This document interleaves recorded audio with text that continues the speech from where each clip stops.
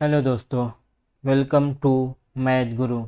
एक काफ़ी important point की तरफ मैं आप लोगों का ध्यान ले जाने का कोशिश करूंगा। आप लोगों को याद होगा, जब बीएड को सुप्रीम कोर्ट से बाहर किया गया था तो लगभग जितने भी स्टेट थे जहां पर रिक्रूटमेंट या तो आने वाला था या चल रहा था, लगभग सभी स्टेट जो है सुप्रीम कोर्ट में या तो नए सिरे से केस फाइल किए थे या जो जजमेंट आया था उसके खिलाफ आईए लगा के फिर से सुनवाई कराए थे कि बीएड को जो है प्राइमरी में मौका दिया जाए। भले वो हो केवीएस हो या आपका बिहार गवर्नमेंट हो या अभी करंट में तो मध्य प्रदेश में ऐसा आज भी हेयरिंग हुआ है जहां मध्य प्रदेश गवर्नमेंट ने ये कोर्ट में फिर से आईए लगा के ये रिक्वेस्ट किया है कि बीएड को जो है करंट जो रिक्रूटमेंट चला है उसमें मौका दिया जाए। यहाँ तक कि हम लोगों को जो एडवोकेट जनरल है तुषार मेहता उनको जो है बीएड के पक्ष में लास्ट हेयरिंग में उतारा गया था। आज किसी वजह से वो हेयरिंग में नहीं आने पर मुझे पता नहीं है। नेक्स्ट हेयरिंग फिर से सोमवार को दिया गया है बीएड वर्सेस डीएलएड वाले केस में।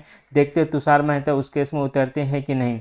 तो लगभग जितने भी स्टेट हो, वेस्ट बंगाल हो, आपका बिहार गवर्नमेंट है या अदर स्टेट है या करंट में अभी जो है मध्य प्रदेश गवर्नमेंट हो, वो जो है पूरी तरीक़ा से कहीं ना कहीं बीएड के साथ खड़ी हुई नज़र तो आई। लेकिन जब एनआईएस डीएलएड को प्राइमरी से क्या किसी भी नए भर्ती से बाहर किया गया, उस समय एक भी स्टेट गवर्नमेंट जो है एनआईएस डीएलएड के पक्ष में खड़ा होता नज़र नहीं आया। वेस्ट बंगाल में बिना नोटिस दिए ही आपको एनआईएस डीएलएड वाले लोग को जो 2022 का रिक्रूटमेंट प्रोसेस जो चल रहा था उसमें से बाहर किया गया।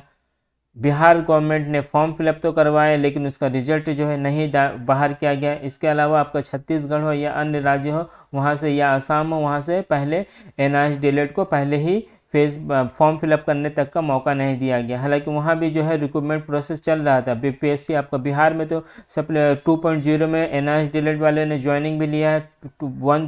बीपीएससी 1.0 में भी ज्वाइनिंग लिया, लेकिन बीपीएससी 2.0 का जो सप्लीमेंट्री रिजल्ट है उसमें एनआईएस डीएलएड का रिजल्ट को रोक दिया गया। ऐसा मतलब क्यों किया जा रहा है? क्योंकि एक भी स्टेट गवर्नमेंट जो है एनआईएस डीएलएड के पक्ष में खड़ा होता हुआ नज़र नहीं आया। अगर वो ये बोलते हैं कि सुप्रीम कोर्ट का जजमेंट का हवाला है, तो सुप्रीम कोर्ट ने कहीं भी ये मेंशन नहीं किया था कि एनआईएस डीएलएड जो है इनवैलिड सर्टिफिकेट है। हालांकि सुप्रीम कोर्ट ने ये जरूर माना है कि एनआईएस डीएलएड जो है 18 महीना का कोर्स है, जो 24 महीने का बराबर नहीं हो सकता है।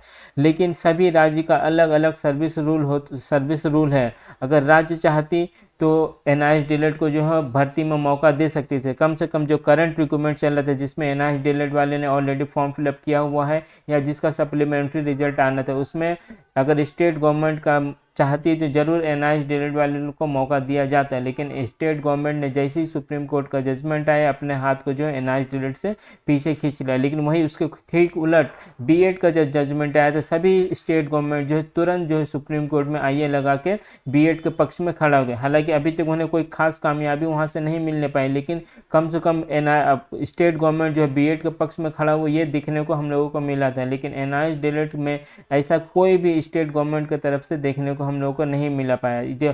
इससे साफ साफ नजर आता है कि किस तरह से कोई भी स्टेट गवर्नमेंट, वो बीजेपी की गवर्नमेंट खास करके ज़्यादातर तो स्टेट में बीजेपी का ही गवर्नमेंट है, किस तरह से वो सौतेला रवैया एनआईएस डीएलएड के खिलाफ अपनाए हुए हैं। हालांकि एक बार भी कोई भी स्टेट गवर्नमेंट जो है एनआईएस डीएलएड के पक्ष में खड़ा होता हुआ नजर नहीं आया है। अब देखने वाली बात है अभी एनआईएस डीएलएड का भविष्य क्या होगा। लेकिन ये बात जरूर तय है कि एनआईएस डीएलएड का डिग्री को इनवैलिड कराने में मेरा जहाँ तक रहा है प्राइवेट कॉलेजों का बहुत बड़ा हाथ है। क्योंकि जो कोर्स 1 लाख 1.5 लाख में होना चाहिए तो वहीं एनआईएस डीएलएड के जो गरीब बच्चे हैं वो 10,000 20,000 में कर लिए थे। तो हो सकता है कि प्राइवेट कॉलेज के जो मालिक है वो स्टेट गवर्नमेंट को पर ये प्रेशर बनाए हुए हैं कि आप जो है किसी भी तरीक़ा से एनआईएस डीएलएड को वैलिड नहीं कराना है। क्योंकि करीब करीब 14 लाख स्टूडेंट है, उसमें से अगर 7 लाख स्टूडेंट भी फिर से प्राइवेट कॉलेज में एडमिशन कराते हैं तो उनका जो है पैसों का जो है बारिश होने लगेगा प्राइवेट कॉलेज में।